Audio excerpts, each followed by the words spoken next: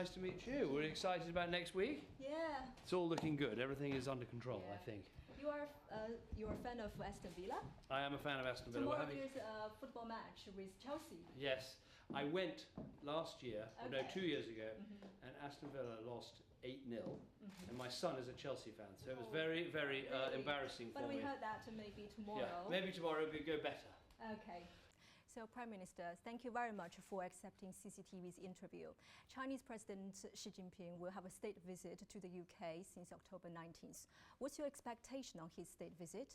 Well, I think this is going to be a very important moment for British-Chinese relations, which are in a very good state, something of a golden era in our relationship. Trade is growing, investment is growing, the people-to-people contact is increasing, not least with 135,000 Chinese students studying here in Britain. But I think it's an opportunity to review all of those things, but also talk about how Britain and China can work together on some of the global issues, talking about climate change, tackling poverty, making sure that the world institutions like the United Nations are working for the benefit of the world. So I think it's a real opportunity to deepen our relationship, and I'm delighted that President Xi is spending so much time here in the United Kingdom.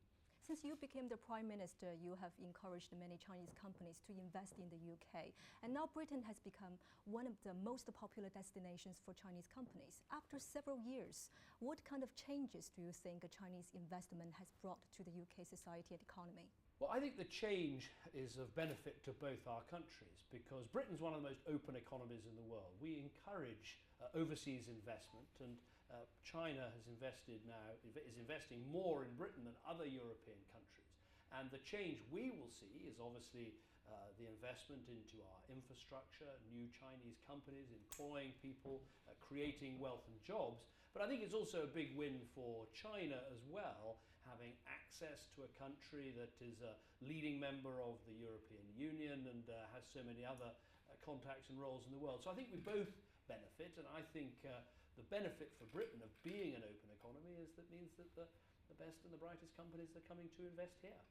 And China is undergoing economic transition. How do you look at the Chinese economic prospect?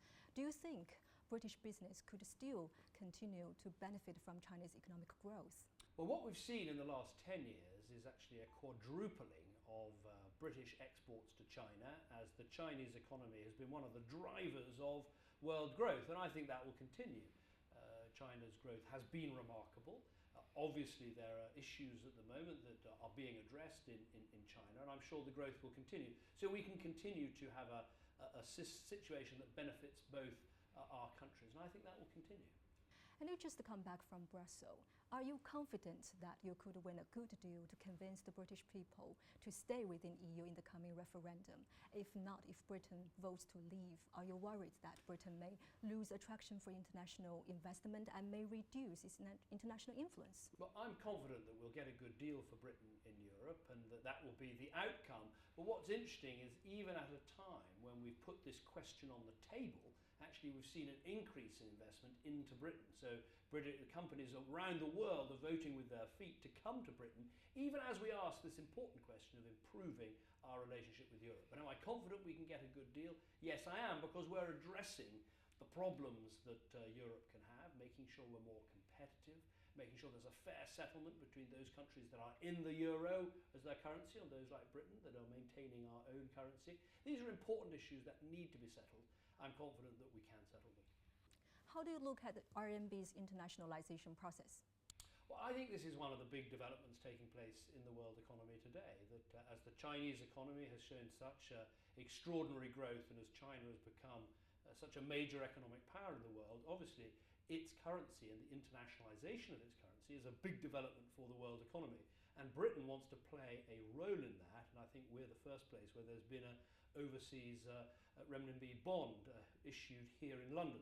So I think there's big opportunities to the benefit of China as its currency becomes more internationally traded, but also to the benefit of Britain with our financial expertise and market expertise to help in this process.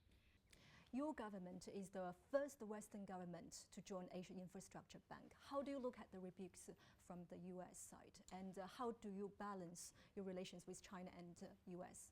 Well, we have a very long-standing relationship with the United States of America, and that I think think has got stronger since I've been Prime Minister and Barack Obama has been President.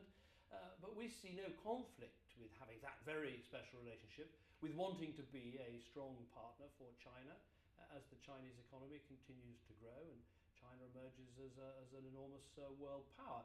The Asia Infrastructure Investment Bank, I think it is important to get involved in these institutions and help to shape these institutions, because Asia needs infrastructure investment. There'll be enormous benefits if that can be directed in the right way to the benefit of Asian countries. Now, Britain is a global trading nation, the fifth largest economy in the world.